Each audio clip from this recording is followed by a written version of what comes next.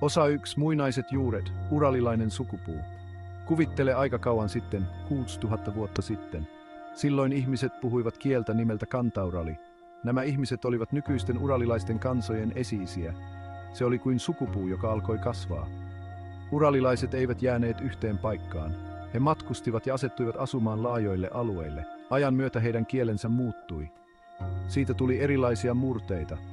Lopulta näistä murteista tuli erillisiä, mutta toisiinsa liittyviä kieliä. Nämä kielet muodostavat uralilaisen kieliperheen. Se on kiehtova ryhmä, jolla on ainutlaatuisia äänteitä ja kielioppia. Niistä oppiminen on kuin ikkunan avaaminen menneisyyteen.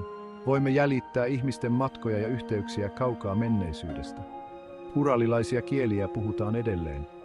Ne tarjoavat välähdyksen rikkaaseen historiaan. Se on tarina muuttoliikkeestä, kulttuurivaihdosta ja sopeutumisesta tuhansien vuosien ajalta. Osa 2. Maailman halki matka Itämereltä Siperiaan. Uralilaiset tekivät uskomattomia matkoja. He levisivät alkuperäisestä kotimaastaan.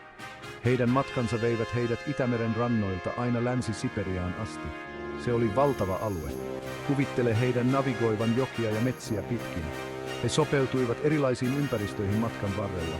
Jotkut ryhmät asettuivat pohjoiseen. He kohtasivat lumen ja jään maailman. Toiset uskaltautuivat etelään. He kohtasivat lämpimämpiä ilmastoja ja erilaisia maisemia. Kaikesta huolimatta he kantoivat mukanaan kieliään ja perinteitään.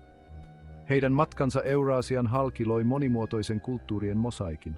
Jokainen ryhmä kehitti ainutlaatuisia elämäntapoja. Mutta heitä kaikkia yhdisti heidän yhteinen uralilainen perintönsä. Osa 3.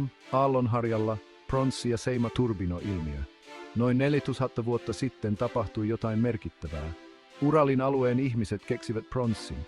Pronssi on vahva metalli, joka valmistetaan sekoittamalla kuparia ja tinaa. Se mullisti työkalujen ja aseiden valmistuksen. Tämä löytö johti seimaturbino-ilmiöön. Se oli suuren teknisen kehityksen ja kulttuurivaihdon aikaa.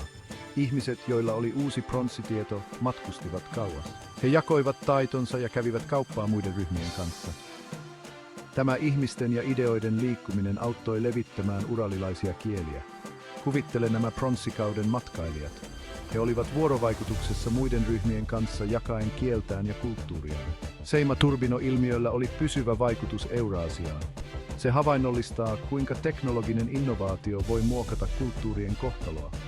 Se osoittaa myös kulttuurivaihdon roolin kielten ja perinteiden levittämisessä. Osa 4. Kulttuurien mosaikki, suomalaisia, virolaisia, unkarilaisia ja paljon muuta. Ajan myötä uralilaiset kansat erilaistuivat. He muodostivat erillisiä ryhmiä, joilla oli oma identiteettinsä. Suomalaiset asettuivat metsien ja järvien maahan. Virolaiset tekivät kotinsa Itämeren rannikolle. Kaukana etelässä unkarilaiset lähtivät omalle matkalleen. He ratsastivat hevosilla arojen halki ja perustivat uuden kotimaan Eurooppaan. Jokainen uralilainen ryhmä kehitti oman ainutlaatuisen kulttuurinsa. Heidän kielensä, vaikka ne olivatkin sukua toisilleen, kehittyivät eri tavoin. Suomeen kehittyi vokaaliharmonia. Unkari omaksui sanoja turkin ja slaavilaisista kielistä. Näistä eroista huolimatta heillä kaikilla oli yhteinen alkuperä. Heidän tarinansa ovat kietoutuneet yhteen ja heijastavat uralilaisen historian rikkautta. Osa 5. Muovautumassa ja muovaamassa kulttuurien tanssi. Uralilaiset eivät eläneet eristyksissä. He kohtasivat muita ryhmiä matkoillaan ja uusissa kotimaissaan. Nämä kohtaamiset johtivat kulttuurivaihtoon ja joskus konflikteihin. Pohjoisen saamelaiset olivat vuorovaikutuksessa viikinkikauppiaiden ja skandinaavisten kulttuurien kanssa. Suomalaisilla ja virolaisilla oli kohtaamisia baltti- ja slaavilaisten ryhmien kanssa. Unkarilaiset, asetuttuaan Eurooppaan, olivat vuorovaikutuksessa germaanisten ja slaavilaisten kansojen kanssa. Nämä vuorovaikutukset muovasivat heidän kulttuuriaan syvästi.